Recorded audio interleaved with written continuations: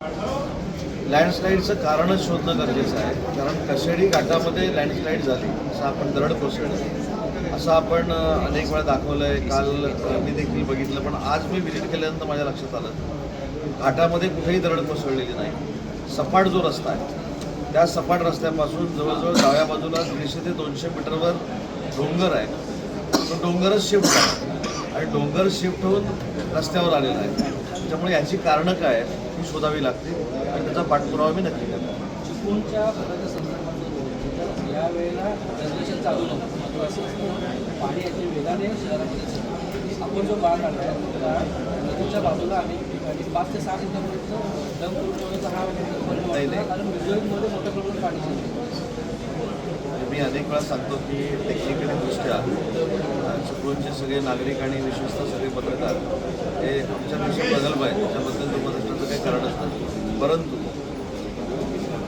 विसर्ग चालू नसताना देखील जो पाऊस अन्य ठिकाणी पडलेला आहे त्याचं पाणी देखील त्या ठिकाणी आलं आहे.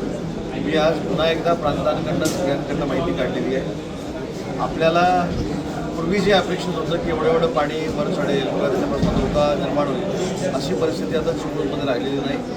चिपळूणच्या लोकांचं जीवन सुरक्षित करण्यामध्ये आम्ही यशस्वी झालेलो आहोत.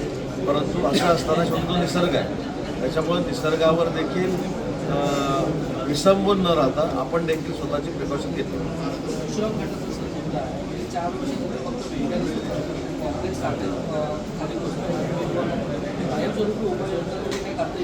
मी स्वतः आता परशुराम आता घाटावर पोहोचून आलो. कदाचित मला असं वाटेल की प्रत्येक जर तुम्हाला क्रॉस करतो तर माझी विनंती आहे की तुम्ही इथे एक थोडी जर व्हिजिट केली आता 2 दिवसामध्ये तर त्यांनी कशा पद्धतीने एक वेगळी टेक्नॉलॉजी वापरलेली आहे हे देखील आपल्याला लक्षात येईल.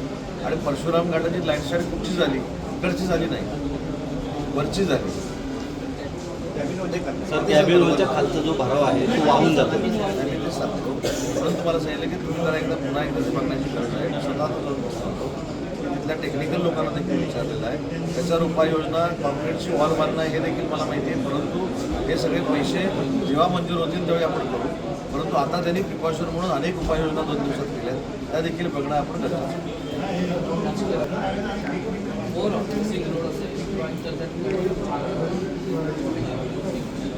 अंबादास दानवे साहेबांनी